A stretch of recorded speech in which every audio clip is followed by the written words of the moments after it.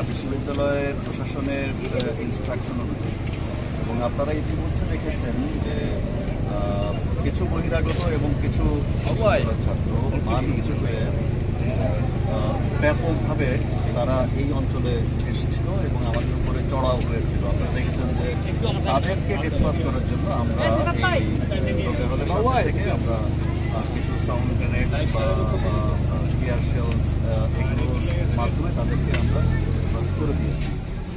এটি আসলে মূলত বিশ্ববিদ্যালয় প্রশাসনের ইনস্ট্রাকশন অনুযায়ী আমরা এখানে যা করছি না কেন সব কিছুই বিশ্ববিদ্যালয় প্রশাসনের নির্দেশনা অনুযায়ী করছি।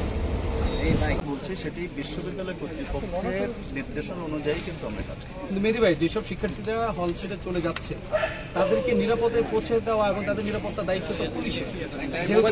তাদেরকে তো আমরা ক্যাম্পাসের ভিতর নিরাপত্তা দেওয়ার জন্যই কিন্তু আমরা এখানে আছি এবং তারা কিন্তু নির্বিঘ্নে চলে যাচ্ছে। আমি যতটুকু রাস্তায় তাদের উপরে যে হামলা হচ্ছে, নিরাপদে রাস্তায় যখন তাদের উপরে হামলা হচ্ছে, পুলিশের সামনে হামলা হচ্ছে, তাহলে আপনাদের কি মেসেজ না? এটি তো আমরা এটি হওয়ার কোনো সুযোগই নেই, এই ধরনের কোনো ঘটনা ঘটার কোনো সুযোগই নেই। সাধারণ ছাত্রছাত্রীরা বিশ্ববিদ্যালয়ের বিভিন্ন হলে যারা আছে তারা শান্তিপূর্ণভাবে এখান থেকে চলে যাচ্ছে, আমরা সেটি জানি। রাতে আপনাদের অবস্থা কি হবে এবং বিশ্ববিদ্যালয়ে যে 4 দিন ঘিরে রাখা হয়েছে এই রেস্টুরেন্টটা কতদিন থাকবে বা আপনাদের অবস্থানটা কি হবে? অন্যান্য শৃঙ্খল বাহিনী আপনাদের সাথে যোগ দিয়েছে, সেই মোবাইল বিশ্ববিদ্যালয়ের যে সন্ধান পরিবেশ সেই বিষয়টা আপনারা কিভাবে দেখছেন?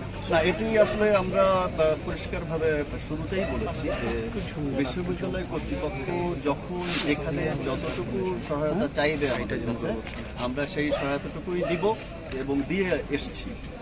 সেক্ষেত্রে পরবর্তীতে আমাদের কি ব্যবস্থাপনা আমরা গ্রহণ করব সেটিও কিন্তু বিশ্ববিদ্যালয়ের প্রশাসন আমাদেরকে ইনস্ট্রাকশন দিবে। মেহেদী ভাই, একটা প্রশ্ন, বিকাল 5:30টার দিকে যখন নীলক্ষেতের ওদিক থেকে চলে যাচ্ছিল কিছু ছাত্রছাত্রী এবং সেখানে প্রায় 20 থেকে 25 জন সাংবাদিকরাও উপস্থিত ছিল, সেই জায়গা থেকে পুলিশের বাহিনী এসে তারা সাউন্ড গ্রেনেড নিক্ষেপ করলো 3-4টা।